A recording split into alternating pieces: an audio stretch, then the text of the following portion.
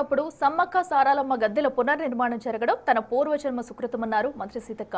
79 కోట్ల రూపాయలతో ప్రారంభమైన పనులు, రోడ్ల నిర్మాణం, ఇతర నిర్మాణాలతో బడ్జెట్ 101 కోట్ల వరకు పెరిగిందన్నారు. పూర్వం నుంచి ఉన్న గద్దెలను తామెక్కడా కదిలించలేదన్నారు. భక్తులు పెరగడమే సమ్మక్క సారాలమ్మ అమ్మవార్ల మీద పెరుగుతున్న భక్తికి నిదర్శనమంటున్న మంత్రి సీతక్కతో మా ప్రతినిధి హేమ ఫేస్ టు ఫేస్.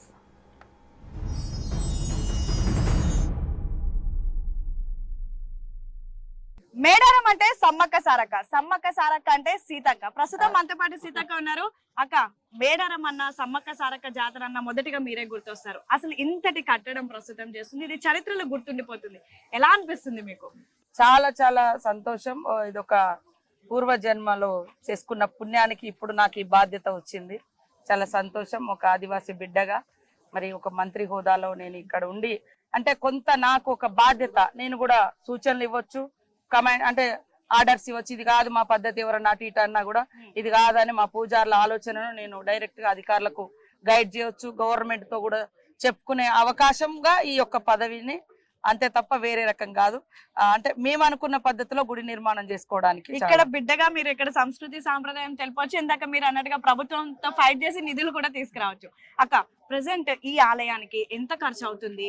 ఎన్నో విమర్శలు, ఎన్నో ఆరోపణలు, ఇవన్నీ తిప్పికొడుతూ ఒక గుర్తింపు తీసుకొస్తున్నారు. దాదాపు 200-250 ఏళ్ళు ఉంటది అంటున్నారు ఈ చరిత్ర. సో ఎంత ఖర్చు అవుతుంది? ఎన్ని రోజుల నుంచి ఇదంతా జరుగుతుంది? అంటే ఫస్ట్ మేము అంచనా వేసింది ఈ గుడి నిర్మాణానికి 79 కోట్లతో అంచనా వేసారు. తర్వాత ఇప్పుడు చాలా మార్పులు వచ్చినాయి దాంట్లో. సింబల్స్ అప్పుడు అంటే బొమ్మలు ఇవన్నీ లేకుంటుండే, అది కొంచెం ఖర్చు యాడ్ అయింది. తర్వాత చుట్టూ రోడ్డు కూడా ఇస్తున్నారు. అట్లా అది 101 కోటి వరకు బహుశా పెరుగుతుంది. ఆ చుట్టూ రోడ్లు, బొమ్మలు ఇవన్నీ. కానీ ఫస్ట్ మేము స్టార్ట్ చేసి 79 కోట్లతో అట్లా. తర్వాత బయట జరిగే ఇప్పుడు ఎవ్రీ ఇయర్ మేము జాతర నిర్వహణ కోసం ఇచ్చుకుంటాం కదా 100 కోట్లు. ఈసారి 150 కోట్లు మనకు ముందే శాంక్షన్ చేశారు, గుడి అనుకోక ముందే. ఈసారి మీరు అంటే మేము స్మృతివనము ఇంకా అక్కడ గుట్ట మీద భక్తులకు సౌకర్యాలు అవి అనుకొని అట్లా ప్లాన్ చేసుకున్నాం. సో అనుకోకుండా గద్దెల మార్పిడి నుంచి ఈ మొత్తం ఇదంతా ఆలోచన సీఎం గారు చేయండి అని చెప్పడంతో ఇదంతా చేస్తున్నాం. చుట్టూ రోడ్లు వెడల్పు అవుతున్నాయి, జంక్షన్స్ డెవలప్ అవుతున్నాయి, మళ్ళీ జాతర మెయింటెనెన్స్, సిబ్బంది, పోలీసు, ఇదంతా అది 100 కోట్లు, అది వేరే బడ్జెట్. ఈ గుడి చుట్టూ మాత్రం ఫస్ట్ 79 అనుకున్నారు. ఇప్పుడు కొంత చుట్టూ రోడ్లు, తర్వాత శిలా సంపద కూడా పెరిగింది, బొమ్మల చెక్కుడు. అప్పుడు మేము ప్లేన్ గా ఆలోచన చేసినాం. సో అవన్నీ కలిసి ఇంకొక 101 కాడికి ఏమో వచ్చిందని తెలిసింది. అంటే పూర్తిగా ఇంకా మేము లెక్క చేయాలి. అక్కడక్కడ అవసరం ఉన్నప్పుడు ఇచ్చేస్తున్నారు సీఎం గారు. ఎక్కడన్నా ఈ రోడ్డు లేదు బాగా, లేకుంటే ఇక ఇది పెంచాలి, ఈ టవర్స్ 4 చుట్టూ మీడియా టవర్స్ కానీ పోలీస్ టవర్స్ ఇవన్నీ కూడా యాడ్ అవుతున్నాయి. ఇంకొక బిల్డింగ్ వచ్చింది, R&B గెస్ట్ హౌస్.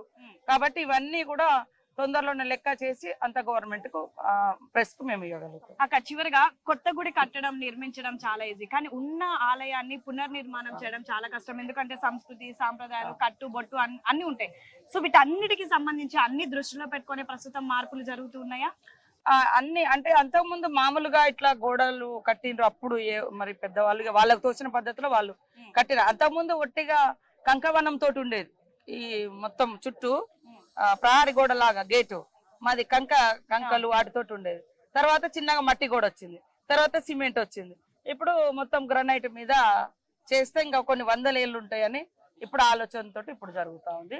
ఓన్లీ 2 గద్దెలు మాత్రమే ప్రతిష్టాపన చేసినాం. మిగతా సమ్మక్క సారలమ్మ పూర్వం నుంచి ఉన్న గద్దెలను ఇక్కడ మేము కదిలించలేదు. అదే మూలం ఉంటది, అక్కడనే చుట్టూ నిర్మాణం అవుతుంది.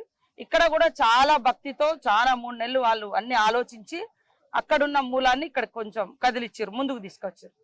అక్కడ ఫైనల్ గా ఇంతటి సంస్కృతి సాంప్రదాయాలు ఏవి చెక్కు చెదరకుండా ఎప్పటికీ గుర్తుండిపోయే విధంగా కన్స్ట్రక్షన్ చేస్తున్నారు. మీరు మంత్రిగా ఉన్నారు, మీ హయాంలో ప్రధానంగా ఇంతటి అద్భుతం జరుగుతుండడంతో చివరిగా మీకు ఎలా అనిపిస్తుంది? వచ్చేటటువంటి భక్తులందరికీ ఏం చెప్పబోతున్నారు? భక్తులకు మా సమ్మక్క సారలమ్మ, గోవిందరాజు, పగడిద్దరాజుల మీద పెరుగుతున్న భక్తికి, విశ్వాసానికి ప్రతీక భక్తులు పెరగడం. కాబట్టి వాళ్ళ విశ్వాసానికి తగ్గట్టుగా మా తల్లులు జనుల మీద దీవెనలు ఉండాలి, అందరు సంతోషంగా ఉండాలి, వచ్చిన ప్రతి ఒక్కరు సంతోషంగా వెళ్ళాలి. మళ్ళీ తిరిగి 2 ఏళ్లకు ఒకసారి వచ్చే జాతరకు సంతోషంగా రావాలి. ప్రజలకు సంతోషాన్ని, విశ్వాసాన్ని, నమ్మకాన్ని కాపాడమే మా బాధ్యతగా భావిస్తాం. థ్యాంక్ యూ అక్క. సో మొత్తానికి సీతక్క చాలా హ్యాపీగా ఉన్నానని చెప్తున్నారు. సేమ్ టైం ఎన్నో వందల చరిత్ర ఉన్నటువంటి ఆలయానికి సంస్కృతి సాంప్రదాయం ఏది కూడా చెక్కు చెదరకుండా ఎంతో భక్తి శ్రద్ధలతో ప్రస్తుతం ఈ ఆలయాన్ని నిర్మిస్తున్నాము. వచ్చినటువంటి భక్తులంతా కూడా రోజు రోజుకి పెరుగుతుంటే ఎంతో ఆనందంగా ఉంది. ఒక ఆడబిడ్డగా అంటే ఈ ప్రాంగణానికి సంబంధించినటువంటి ఆడబిడ్డగా, అదే విధంగా మంత్రిగా నాకెంతో గర్వంగా ఉంది అని అయితే సీతక్క చాలా ఆనందంగా వ్యక్తం చేస్తున్నారు.